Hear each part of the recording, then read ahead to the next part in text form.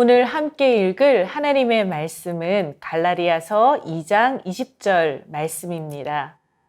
내가 그리스도와 함께 십자가에 못 박혔나니 그런즉 이제는 내가 사는 것이 아니요 오직 내 안에 그리스도께서 사시는 것이라. 이제 내가 육체 가운데 사는 것은 나를 사랑하사 나를 위하여 자기 자신을 버리신 하나님의 아들을 믿는 믿음 안에서 사는 것이라. 아멘. 성경책을 읽다 보면 왜 이런 것까지 기록해 놓았지? 이런 생각이 드는 부분들이 있습니다.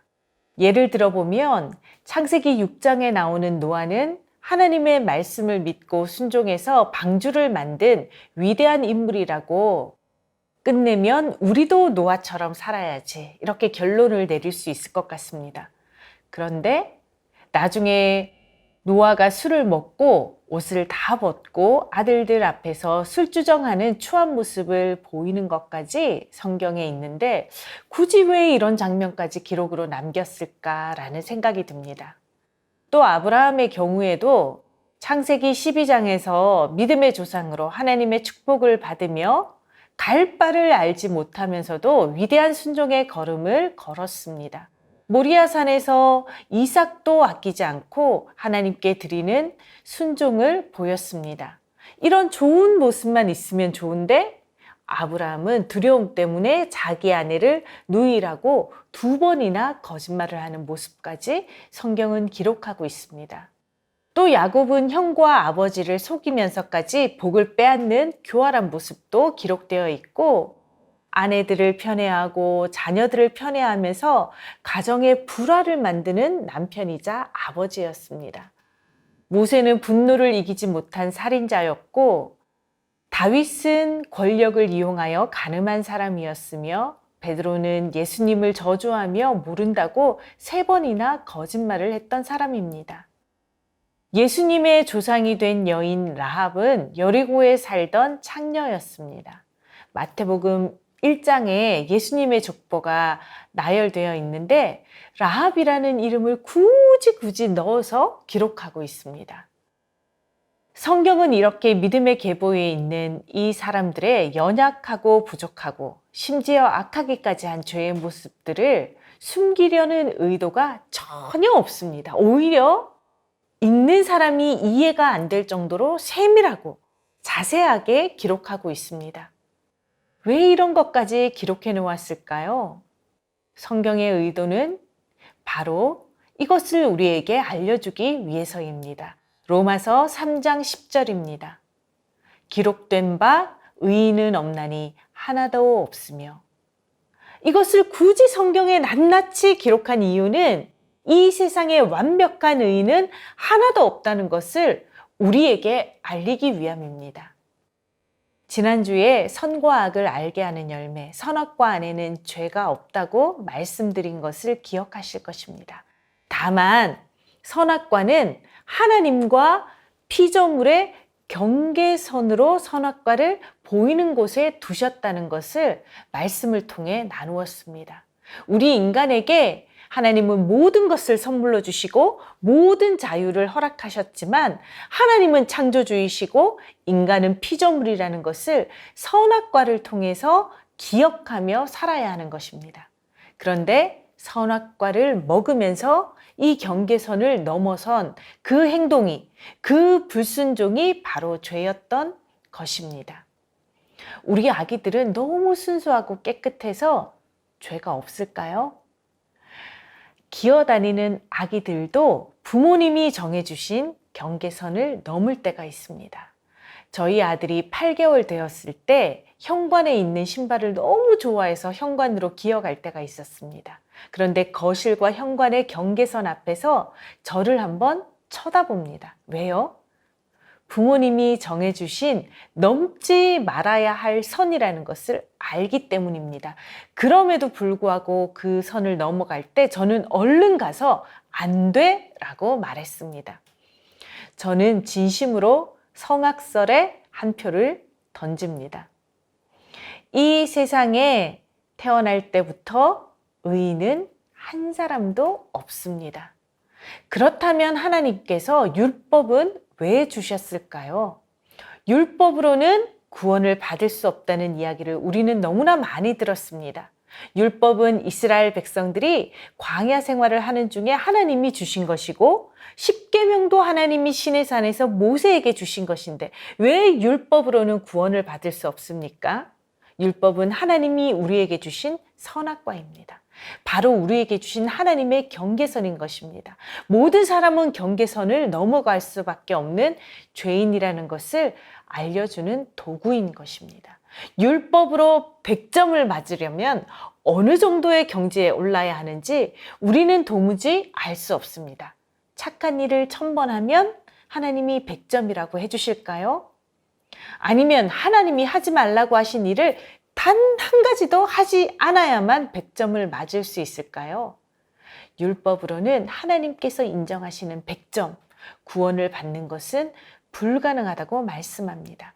그럼에도 불구하고 율법은 우리에게 경계선을 알려주고 우리가 죄인인 것을 인정하게 하여 예수님께로 인도하고 있습니다. 갈라디아서 3장 24절 말씀입니다. 이같이 율법이 우리를 그리스도께로 인도하는 초등교사가 되어 우리로 하여금 믿음으로 말미암아 의롭다함을 얻게 하려 함이라. 율법은 우리에게 초등교사의 역할을 하고 있습니다. 여기 경계선이 있다.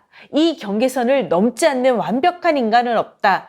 그래서 율법이 아니라 예수 그리스도 구원자가 필요하다. 모든 인간에게는 복음이 필요하다라는 것을 우리에게 알려주는 것이 바로 율법인 것입니다.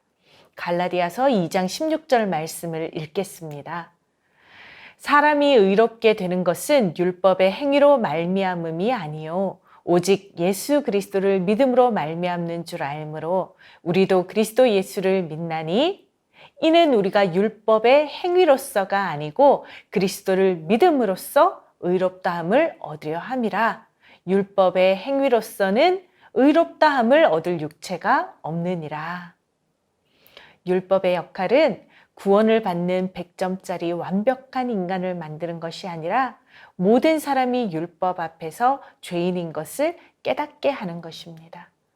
하나님이 그어놓으신 경계선, 선악과 앞에서 아담과 하와뿐만 아니라 모든 인간의 죄의 유혹 앞에서 무너질 수밖에 없다는 것을 율법을 통해 인정하게 하시는 것입니다. 그래서 우리의 답은 예수 그리스도를 믿는 믿음뿐이라는 것을 깨달을 수 있는 것입니다. 제가 앞에 서론에서 언급했던 부끄러운 성경의 인물들은 어떻게 되었을까요? 율법에 비추어 그들의 삶은 완벽한 100점짜리 삶이 아니었습니다. 그럼에도 불구하고 그들은 믿음의 조상이 되었습니다. 히브리서 11장은 믿음장이라는 별명이 붙어 있습니다. 시간이 있으면 11장을 다 같이 함께 읽고 싶지만 시간이 부족합니다. 히브리서 11장은 한 절 한 절 이렇게 시작합니다. 믿음으로 아벨은, 믿음으로 에녹은, 믿음으로 노아는, 믿음으로 아브라함은, 믿음으로 사라는, 믿음으로 이삭은, 믿음으로 야곱은, 믿음으로 요셉은, 믿음으로 모세는, 믿음으로 기생 라합은, 이렇게 저도 이분들을 이야기하면서 다 언급하기에는 시간이 부족하다는 생각을 했는데 히브리서 저자도 똑같았던 것 같습니다. 히브리서 11장 32절에 내가 무슨 말을 더하리요? 선지자들의 일을 말하려면 내게 시간이 부족하리로다. 이렇게 기록하고 있습니다. 믿음의 조상들은 율법이 아니라 믿음으로 구원을 받았습니다. 예수님이 우리에게 요구하시는 것은 죄를 짓지 않는 율법 100점짜리 완벽한 사람이 아닙니다. 히브리서 11장 믿음장에 기록된 믿음의 조상들은 너무나 부족하고 너무나 연약하고 너무나 부끄러운 율법의 경계선을 넘어간 죄인들이었습니다. 그럼에도 불구하고 하나님 앞에서 죄인임을 고백하며 믿음으로 살아갈 때에 그 믿음을 의로 여겨주시는 은혜를 받은 것입니다. 하박국 선지자는 죄가 가득한 세상에서 눈물로 기도할 때에 하나님께서 주신 답, 오직 의인은 믿음으로 말미암아 살리라는 말씀으로 답을 얻었습니다. 하나님이 우리에게 주신 유일한 답은 예수 그리스도를 믿는 믿음으로 살아가는 것입니다. 예수 그리스도의 십자가를 믿는다는 것은 조금 더 착한 사람이 되는 것이 아닙니다. 10가지 짓던 죄를 5가지 줄이는 사람으로 조금 나아지는 변화를 말하는 것이 아닙니다. 1가지 하던 착한 일을 5가지로 늘리는 정도의 변화를 말하는 것이 아닙니다. 우리 죄악된 모든 것을 예수님께서 십자가를 짊어지시고 감당하셨다는 것을 깨닫게 될 때 예수님의 십자가로 우리도 함께 죽는 것입니다. 그리고 예수님의 부활에 함께 참여하여 예수 그리스도와 함께 살아가는 것입니다. 예수와 함께 죽고 예수님과 함께 살아가는 것, 이것이 우리의 믿음이 되어야 할 줄 믿습니다. 갈라디아서 2장 20절을 다시 한번 읽겠습니다. 내가 그리스도와 함께 십자가에 못 박혔나니 그런즉 이제는 내가 사는 것이 아니요 오직 내 안에 그리스도께서 사시는 것이라. 이제 내가 육체 가운데 사는 것은 나를 사랑하사 나를 위하여 자기 자신을 버리신 하나님의 아들을 믿는 믿음 안에서 사는 것이라. 사랑하는 성도 여러분, 우리는 모두가 죄인입니다. 저 사람이 율법을 어겨서 죄인이 되었기 때문에 손가락질을 할 수 없는 그 죄인이 바로 나입니다. 율법의 경계선 위에서 누가 금을 밟았느냐, 1걸음 넘어갔느냐, 2걸음 넘어갔느냐 서로를 비난하고 잣대질을 할 수 없는 것은 이 세상 모든 사람은 율법으로는 구원을 받을 수 없기 때문입니다. 오직 믿음, 오직 예수 그리스도, 오직 십자가 복음만이 우리를 살릴 것입니다. 내 안에 그리스도가 사시고 그리스도 안에 내가 사는 진짜 믿음의 사람이 가득한 영화부가 되었으면 좋겠습니다. 그래서 히브리서 11장 믿음의 족보가 우리 영화부 모든 가족들, 가문들에게 이어져서 믿음의 명문가를 이루시는 영화부 가족들 되시기를 축복합니다. 우리 함께 자녀 축복 기도문을 읽으며 기도하겠습니다. 사랑하는 하나님 아버지, 우리에게 믿음을 선물로 주셔서 감사합니다. 우리 자녀가 하나님 앞에서 죄인임을 깨닫게 하시고 율법이 아닌 예수 그리스도를 믿는 믿음으로 구원의 은혜를 받게 하옵소서.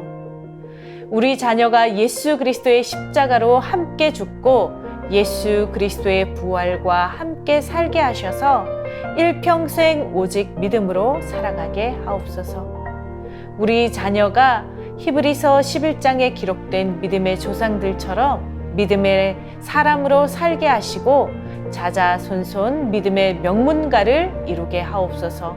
예수 그리스도의 이름으로 기도합니다. 아멘.